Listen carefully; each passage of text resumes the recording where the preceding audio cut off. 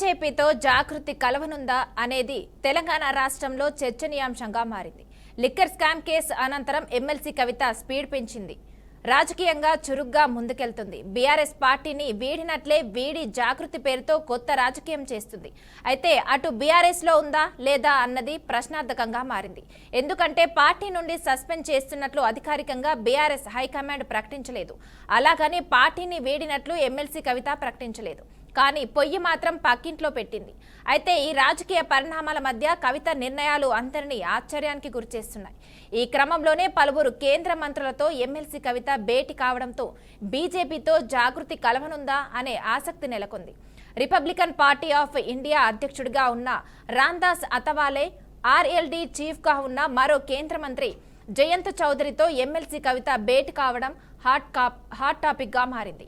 ఇందుకు ప్రధాన కారణం కొద్ది రోజుల క్రితం ఎమ్మెల్సీ కవిత తన తండ్రికి రాసిన లేఖ, అందులోని అంశాలు లీక్ కావడమే అని సమాచారం. అసలు ఎమ్మెల్సీ కవిత వ్యూహం ఏంటి? రాష్ట్ర రాజకీయాలకే ఆమె పరిమితమవుతారా, లేదంటే జాతీయ రాజకీయాలపై దృష్టి సారించారా? జాగృతి పేరుతో తెలంగాణలో పాలిటిక్స్ చేస్తున్న కవిత ఎన్డీఏ భాగస్వామ్య పక్షాల నేతలను కలవడం వెనుక ఉద్దేశం ఏంటి? అసలు బీజేపీతో బీఆర్ఎస్ పొత్తును వ్యతిరేకించిన కవిత ఇప్పుడు కమలంతో దోస్తీ చేస్తున్న పార్టీలకు సంబంధించిన నేతలతో భేటీ కావడం వెనుక ప్లాన్ ఏంటి?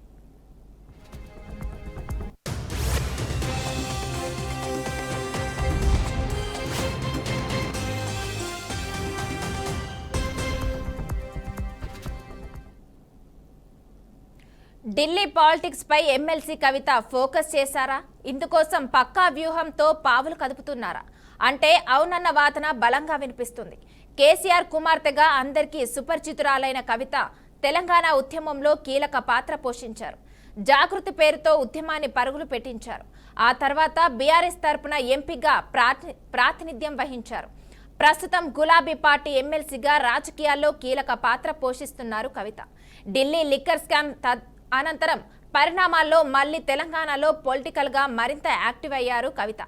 జాగృతిలోకి పలువురిని ఆహ్వానిస్తూ వలస వచ్చిన వారిని చేర్చుకుంటూ ముందుకు సాగుతున్నారీమె. ప్రధానంగా బీసీ రిజర్వేషన్లు, కులగణన, బనకచెర్ల వంటి అంశాలపై గత కొన్ని రోజులుగా తన వాదనను బలంగా వినిపిస్తున్నారు. లోక్సభ ఎన్నికల్లో బీఆర్ఎస్ ఘోర పరాజయం, ఆ క్రమంలోనే హస్తినా స్థాయిలో పార్టీకి తగ్గిన బలం, పరపతి, ఇతర అంశాలపై కూడా కవిత తన తండ్రికి ఓ లేఖ రాశారు. తెలంగాణ అసెంబ్లీ ఎన్నికల తర్వాత రాష్ట్రంలో మారిన పరిస్థితులు, లోక్సభ ఎన్నికల తర్వాత మారిన పొలిటికల్ సీన్ లాంటి అంశాల ఆధారంగా బీఆర్ఎస్ లో కొందరు బీజేపీతో పొత్తు పెట్టుకునేందుకు ప్రయత్నాలు చేస్తున్నారని లేఖలో పేర్కొన్నారు.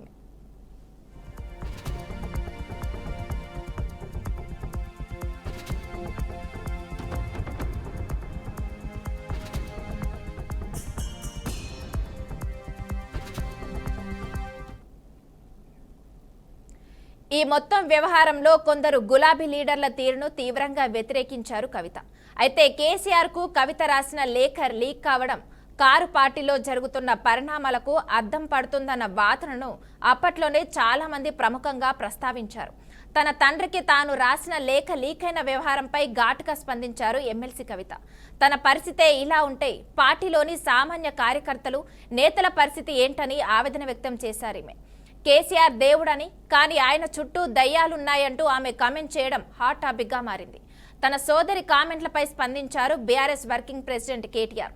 పార్టీలోని అంశాలపై ఏ స్థాయి నేతలైనా అంతర్గతంగా మాట్లాడాలని సూచించారు.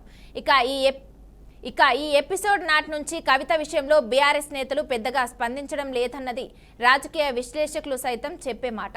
సరిగ్గా ఇలాంటి పరిస్థితుల మధ్య బీఆర్ఎస్ తరపున కాకుండా జాగృతి పేరుతో పాలిటిక్స్ ను మరింత ఉధృతం చేశారు ఎమ్మెల్సీ కవిత. ఇప్పటికే పార్టీలోకి వచ్చే పలువురి కండువాలు కప్పారు. స్థానిక సంస్థల ఎన్నికల విషయంలో బీసీ రిజర్వేషన్లు తేల్చిన తర్వాత ప్రభుత్వం ముందుకెళ్లాలని డిమాండ్ చేశారు.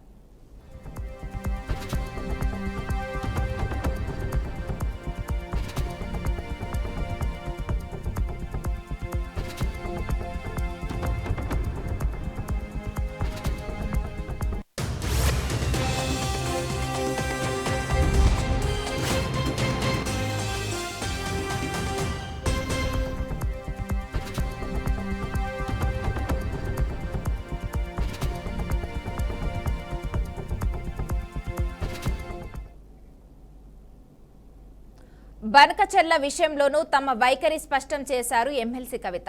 ఉన్నట్లుండే హైదరాబాద్ వచ్చిన కేంద్ర మంత్రులతో ఆమె భేటీ కావడం రాజకీయ వర్గాల్లో చర్చనీయాంశంగా మారింది. కవిత ఏం మాట్లాడుతున్నారన్నది తెలియకపోయినా ప్రధానంగా బీసీ రిజర్వేషన్లు, బనకచెర్ల అంశంపై చర్చించి ఉంటారన్న టాక్ నడుస్తుంది. ఇక కేంద్రంలో గతంతో పోలిస్తే మోదీ సర్కార్ ఇప్పుడు భాగస్వామ్య పక్షాలపై ఆధారపడే నడుస్తుంది. దీంతో రాష్ట్రానికి సంబంధించిన ప్రధానమైన అంశాలపై ఎన్డీఏ భాగస్వామ్య పక్షాలతో చర్చించి ఒత్తిడి పెంచవచ్చన్న ఆలోచన ఆమె చేస్తున్నారా అన్న ప్రశ్నలు వినిపిస్తున్నాయి. ఇక ఈ మొత్తం వ్యవహారంలో కేంద్రం స్పందిస్తే అది ఖచ్చితంగా తనకు జాగృతికి మంచి మైలేజ్గా ఉపయోగపడుతుందన్న భావనలో కవిత ఉన్నారన్న అభిప్రాయాన్ని ఆమె సన్నిహిత వర్గాలు వెల్లడిస్తున్నాయి. జరుగుతున్న పరిణామాలను బీఆర్ఎస్ నిశ్చితంగా గమనిస్తుంది. అధినేత కుమార్తె కావడం, పైగా బీఆర్ఎస్ ఎమ్మెల్సీగా ఉండటంతో ఎలా స్పందించాలన్న దానిపై ఆ పార్టీ సీనియర్లు మల్లగుల్లాలు పడుతున్నారట. పైగా అధిష్టానం నుంచి స్పష్టమైన సంకేతాలు వచ్చిన తర్వాతే కవిత పొలిటికల్ యాక్టివిటీస్ పై చర్చించడం బెటర్ అని గులాబీ లీడర్స్ భావిస్తున్నట్లు సమాచారం.